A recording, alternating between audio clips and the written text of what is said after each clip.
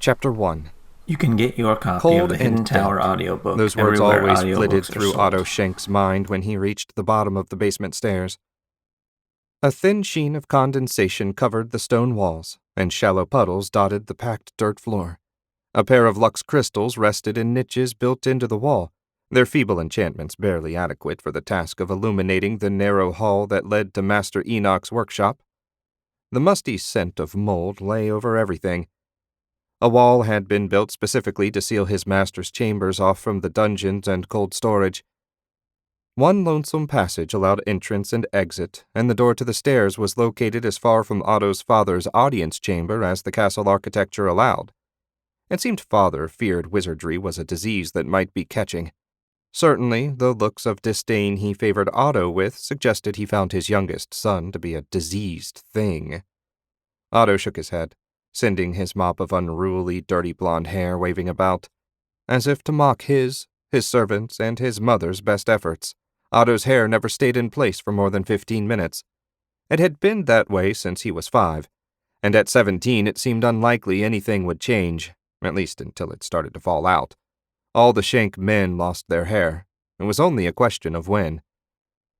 He stepped off the bottom step, careful to keep his new boots dry lest he draw his mother's wrath. Otto hated the cavalry boots and didn't especially care if the stiff, knee-high monstrosities got soaked. The nobles of Garenland currently favored the stupid things, and even country barons had to keep pace. Or their sons did anyway. Father wore what he liked, and woe to anyone that complained.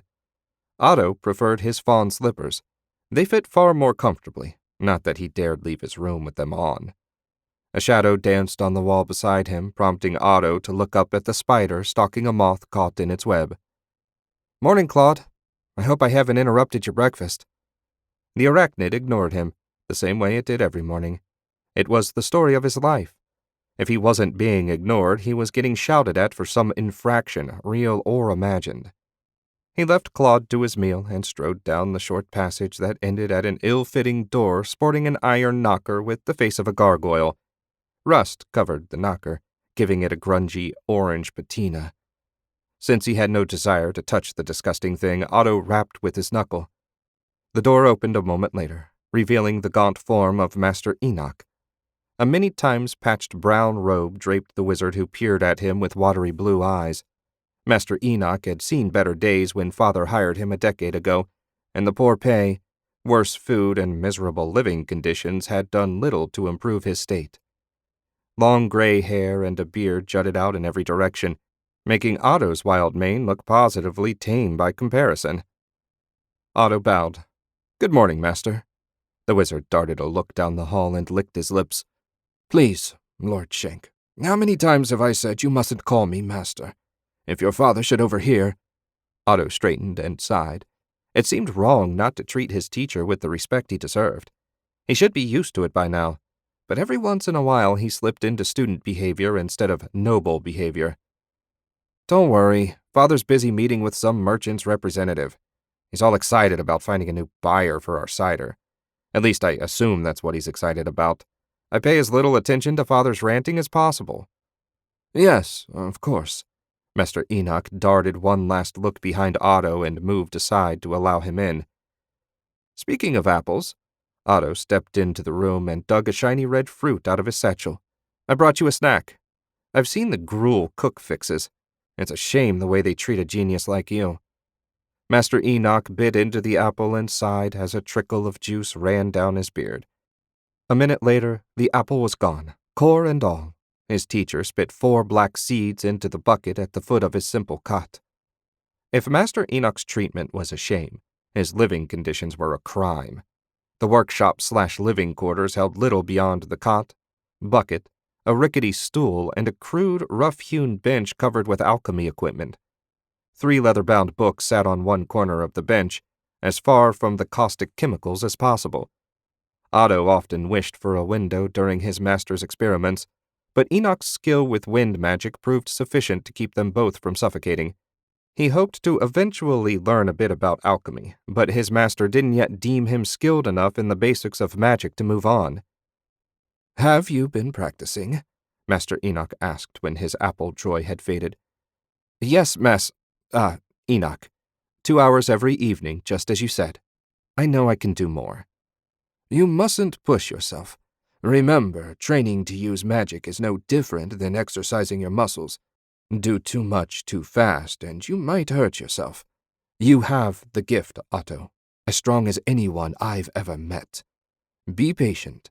Build up your strength. Now, show me what you've learned. Otto grinned and pulled his dagger. It still took him a moment to make the mental shift necessary to view the etheric currents. When the swirling, multicolored energy resolved around him, he flipped the blade into the air and flicked his thumb against the iron ring on his middle finger, sending a thin streamer of energy into the dagger. The magic activated as the metal of his ring resonated with the steel dagger, creating a connection between them. The bliss, when his will and the ether became one, filled him for a moment. When he'd fully linked his will to the weapon, he sent it flying around the small room. It rose and fell, spun and twisted to Otto's whim. When he'd performed every trick he knew, Otto held out his hand, and the dagger settled into it. How was that? Otto sheathed the blade and ended the spell. Excellent. You've mastered basic resonance magic in only 10 years. I needed 20 to get where you are now. What about the sparks? Otto grimaced. When he was 5, Otto had discovered when he snapped his fingers, sparks would shoot out if he wished them to. He couldn't peer into the ether yet, and so only called on his magic instinctively. Since he was 5 and generally bored, he often wished the sparks to appear. If he really concentrated, different colors and sometimes even shapes formed. When he caught the drapes of his bedroom on fire, Father had decided he needed to learn how to control his magic properly.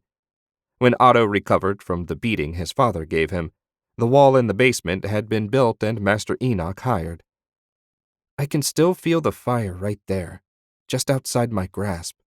But as you commanded, Otto barely noticed Master Enoch's wince. I haven't reached for it except in your presence. And that's very good.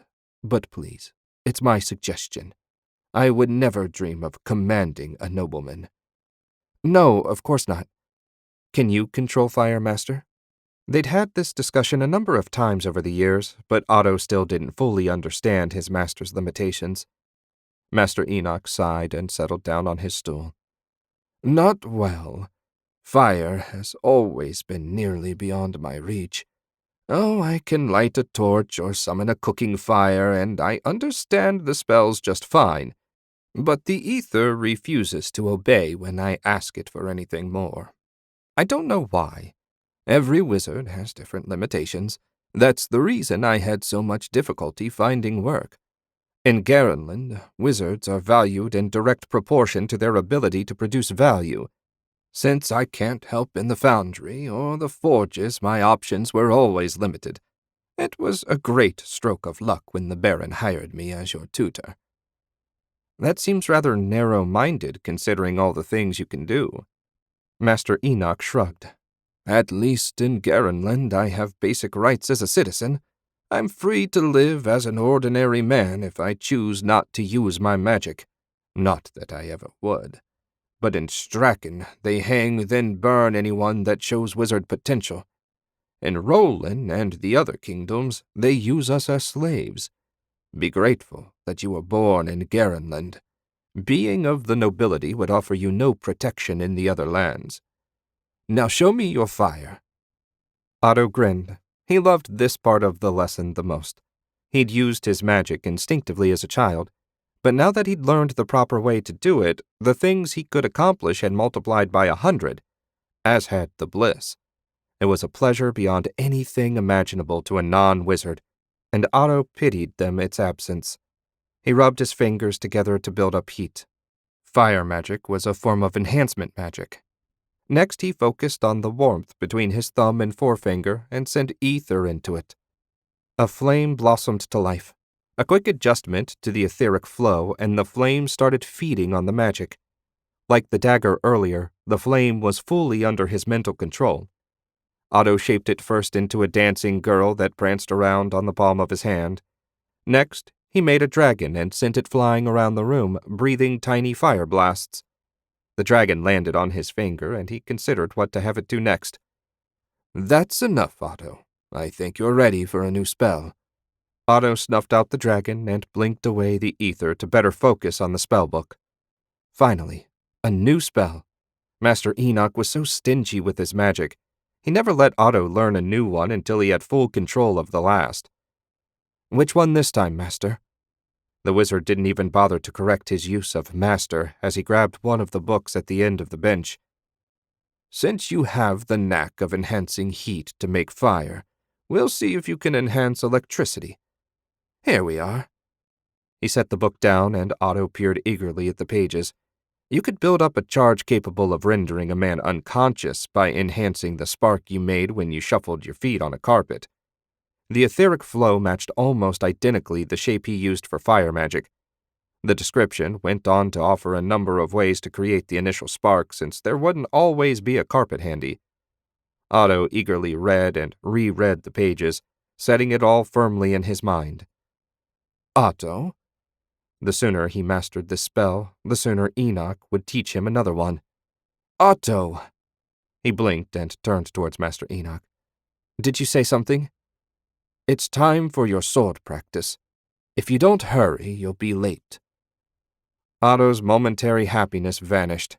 He hated sword practice, but it was a skill required of a nobleman. Never mind that he didn't have the least aptitude for the blade, much less any interest. Father expected him to show up for training, and if he didn't, the beating he'd receive would keep him in bed for a week. Chapter 2. The crisp fall air made a refreshing change after the stifling closeness of the basement workshop. Otto strode across the empty courtyard toward the training circle where his tormentor, or teacher, as his father would have it, waited, bare-chested and eager. Halfway to the circle, Otto diverted to the armory to collect a padded leather jerkin and wooden sword, even though it would have made no difference if he had chosen a live blade from the numerous racks. He had no hope of landing a blow on Sergeant Graves. Properly armed and armored for his daily beating, Otto resumed his trek. All around the yard the dark walls of the castle rose, blocking out his view of anything but the clear blue sky. It was said that in the old times, when the arcane lord still ruled the world, a wizard with the knowledge and power could soar through the sky like a bird. He would have given anything in that moment to bound into the air and away from the circle. Unfortunately, he had a better chance of being struck by lightning on this fine day. One step from the training circle, Otto stopped and bowed to Sergeant Graves. Though approaching 50, Graves had shoulders twice as broad as Otto's. Scars crisscrossed a chest covered with coarse black hair. The wooden sword in Graves's hand looked like a child's toy. Graves had joined the army when Otto's grandfather still ruled the barony. Father and the sergeant had trained together and become fast friends despite their differences in rank. When it came time to select a sword master for his sons, Father had come to his decision instantly. Both of Otto's older brothers had taken to the sword like a pig to filth. He wanted only to survive his daily bouts without any broken bones. Sergeant Graves, permission to enter the circle? Permission granted, my lord. Graves always spoke perfectly polite, even as his training methods remained brutal. You showed some promise yesterday. Hopefully we can keep that up today. Otto restrained a laugh. At this point, if he went 10 minutes without falling on his face, it was considered progress. It wasn't Graves's fault he had an incompetent student. At least his father had ordered the yard cleared during Otto's training. If he'd had to do it with all his father's men-at-arms watching, a miserable experience would have been rendered a nightmare. Not that he imagined Father gave the order for his benefit. He simply didn't like to advertise the fact that one of his sons was useless in the one area that really mattered for a nobleman. Otto was no warrior, and all the training in the world wouldn't change that. Let's start with forms and get you loosened up. Otto stepped into the circle and began an unending cycle of parries, slashes, and lunges. The minutes dragged on, broken only by the occasional, "Raise your elbow, my lord," or "Don't overextend, my lord." After an interminable length of time, which was probably only 15 minutes, Otto's shoulders and thighs burned and sweat plastered his dark blue tunic to his back. He bent over, hands on knees, and struggled not to throw up. That should have your blood pumping, Graves said. Let's have a couple practice bouts. Otto straightened and joined his teacher in the center of the circle. When he first started training with Graves, Otto had asked why the sergeant didn't wear protective gear when they sparred, to which Graves had replied that as a beginner, he had no chance of landing a blow, and even if he did, it wouldn't strike with enough force to hurt him.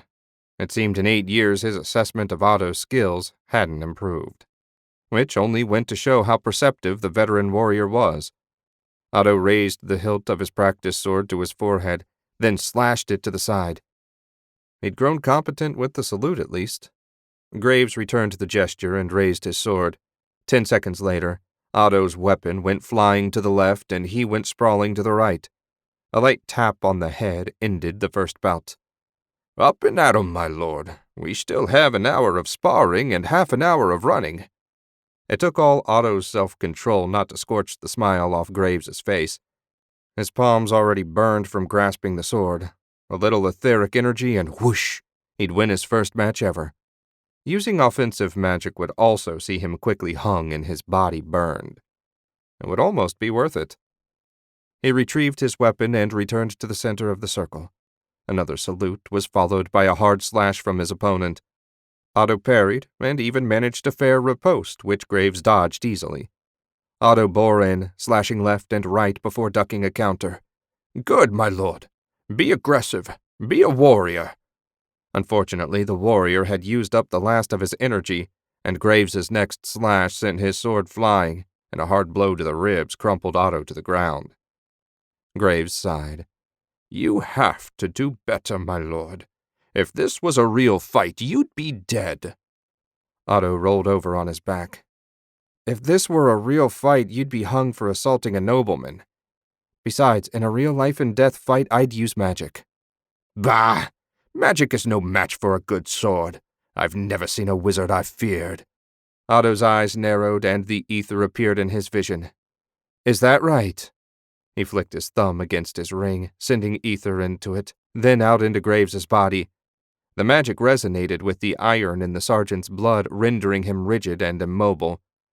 Otto climbed slowly to his feet and brushed the dirt off his clothes. He didn't bother retrieving his wooden sword. Instead, he drew the razor-sharp dagger at his belt. Did you know, Sergeant, that you have tiny bits of iron in your blood? Otto held up his hand and wiggled his ring. I've connected that iron to the iron in my ring, rendering you as rigid as the metal band. Otto moved closer, raising his dagger. I know you and my father don't think much of magic. None of the true men of Garenland do. In a large-scale battle, this little trick would be useless. But one-on-one, I think you'll agree it's quite effective. Legal, too, as the spell isn't doing you the least harm. When the dagger rested lightly on Graves's throat, Otto liked to imagine there was a hint of fear in the man's eyes. Graves couldn't speak, or even blink for that matter. He was totally helpless. Otto drew a breath to ask how the sergeant liked being the helpless one for a change, when a heavy fist crashed into the side of his head, and everything went dark. Chapter 3. Otto blinked, groaned, and at last the world came into focus. The glowering, bearded face of Baron Shank stared down at him, his bald head gleaming in the morning light. The side of Otto's head throbbed from the heavy blow, and he'd probably have at least one black eye in the morning.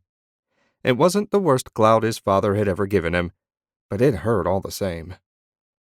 As was his habit, Father dressed in all black save for the ermine collar of his cloak. The hilt of his longsword jutted out. Even in his own castle, Father never went about unarmed. Whether this was a comment on the garrison or general paranoia, Otto didn't know. Hello, Father. Come to observe my training? I came to see you sparring, not threatening to cut the throat of the best man to ever serve in this garrison, Father bellowed, waving his hands in his best imitation of a grizzly bear. On your feet! With considerable groaning and scrabbling, Otto stood, swayed a moment, then steadied. I wasn't going to cut his throat, Father. I simply wished to demonstrate to the good sergeant that wizards are dangerous and shouldn't be taken lightly. Off to the side, a pale Sergeant Graves had a hand to his throat. Otto coughed, and when Graves looked his way, said, "No hard feelings." "No, my lord. I didn't realize a wizard could do such a thing. I thank you for the instruction." Father slapped Otto on the back of the head, staggering him a step. "You're not here to instruct Graves in the dangers of magic. You're supposed to be learning the sword." "So you keep telling me. Has it not yet become abundantly clear that I have no aptitude for dueling? If I ever find myself in a situation where my life depends on my skill with the blade, I'm done for. I made peace with that within a month of beginning my training. If you ordered Graves to pound on me from now until doomsday, it wouldn't change a thing. Better for everyone if you stop wasting his time and let me focus on the things I'm actually good at." "Like magic?" The contempt in Father's voice hurt worse than the blow to his head. "You will gain no respect for your wizardry, and the fact of its existence will prevent you from inheriting any land or leading men in war." Otto rubbed the side of his aching head. "I'm a third son. I'll never inherit anything anyway, and the idea of me leading men into battle is laughable. Surely having a wizard in the family will be an asset to Stefan. He won't have to rely on the dubious words of a stranger should he run into arcane matters." "You will serve the family. It's the main reason I brought in that skinny rat to teach you. Saving the castle drapery was just a bonus." Father grabbed Otto by the front of his shirt and jerked him off the ground so their eyes met. "Do not ever use magic on one of my men again." Otto stumbled when his father dropped him, but managed not to end up in the dirt. "As for your training, consider it ended. If in 8 years you haven't achieved even basic competence, you never will. Now follow me. Stefan's wife is pregnant again, and your mother wishes to know the sex." Otto grimaced at his father's back. He hated performing such simple spells. Any midwife knew the trick to divining the sex of an unborn child. Even those without the ability to see the ether could perform minor spells. Only the knowledge that he'd never have to enter the dueling ring again made up for it. If he'd known threatening to cut Graves' throat would get him out of the training sessions, he'd have done it years ago. He pulled off his jerkin, tossed it beside his wooden sword, and strode along beside his father. They left Graves alone in the circle to pick up.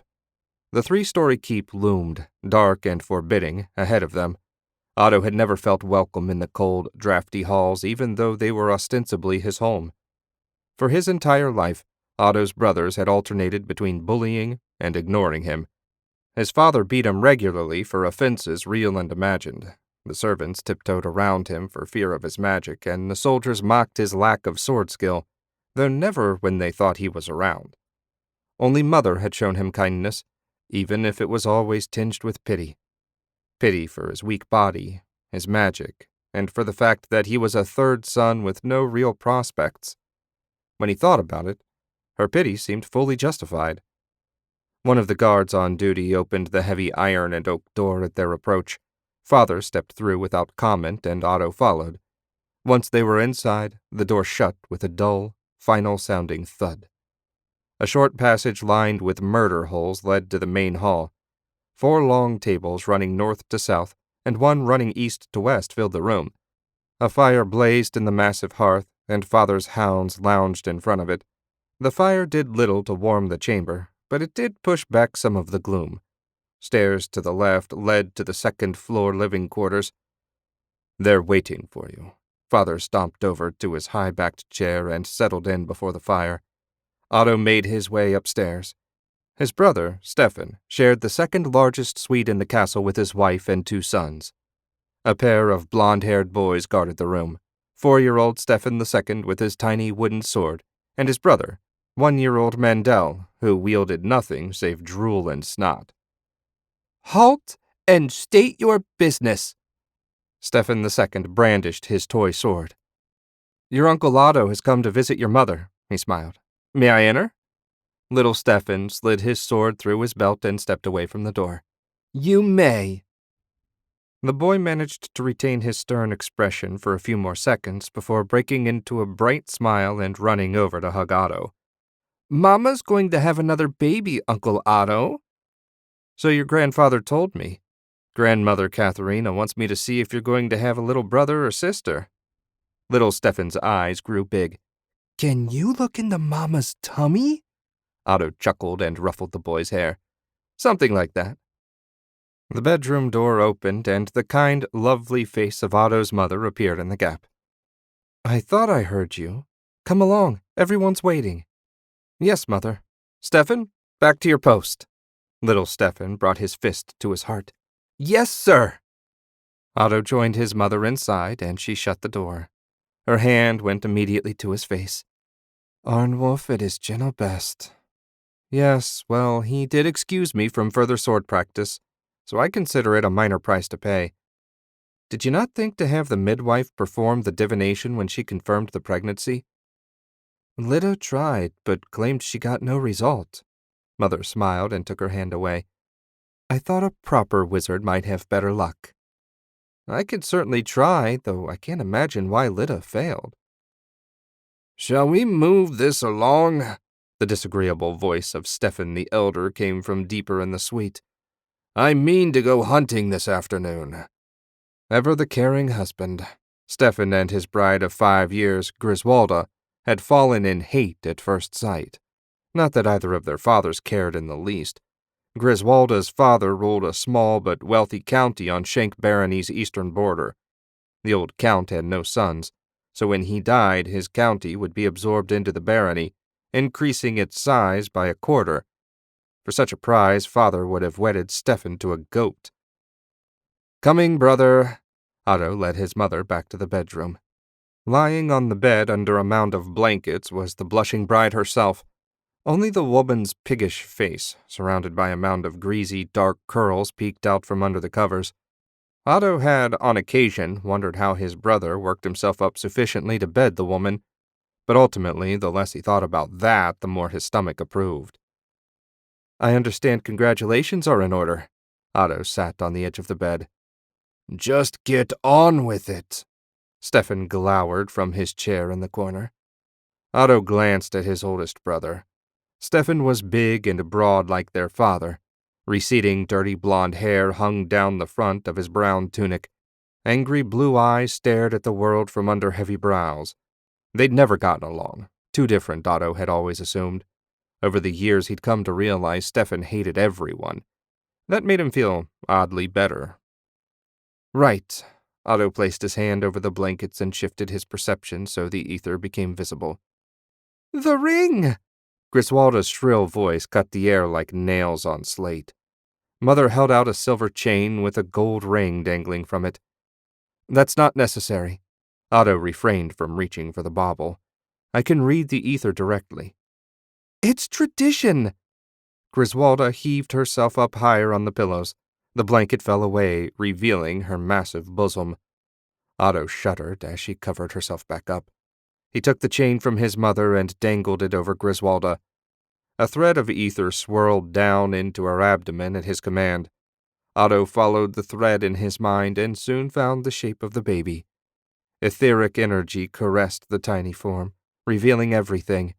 A faint resonance vibrated between them as Otto's blood reacted to that of his partially formed niece.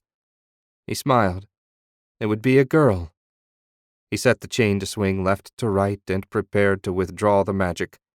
He pursed his lips. There was something else, something in the tiny, still-growing brain. Otto wasn't well-versed enough to recognize the nodule beyond knowing it didn't belong. It's to be a girl, then? Griswalda's shrill voice broke his concentration.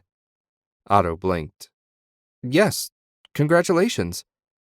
Isn't that wonderful, Stefan? A little sister for the boys. Yes, wonderful. Stefan heaved himself out of his chair. I'll be back this evening. I should go as well. Otto straightened. Would you walk with me, Mother? Of course, dear. I'll be back shortly, Griswalda. She nodded and snuggled deeper into the bed, still beaming at the idea of having a daughter. Otto and his mother left the suite and walked down towards his small bedroom. When they were well away from the suite, Otto stopped. I know why Lyda didn't get a result with her test. Mother raised an inquiring eyebrow. The child is malformed. I don't know if she's going to lose it, but if she doesn't... Are you certain? Mother's forehead wrinkled in concern. As certain as I can be. I know there's something wrong, but this early in the pregnancy, I can't tell what exactly. My guess is Lyta's spell recognized the child wouldn't live, which caused it to fail. I wasn't certain if I should say anything. There is a small chance I'm mistaken. Mother patted his arm. We'll keep this to ourselves. Miscarriages happen all the time. Should the angels will the child not be born, there's nothing we mortals can do about it. Otto nodded and left his mother in the hall. Hopefully he'd made a mistake. Magic wasn't perfect after all. You can get your copy of the Hidden Tower Audiobook everywhere audiobooks are sold.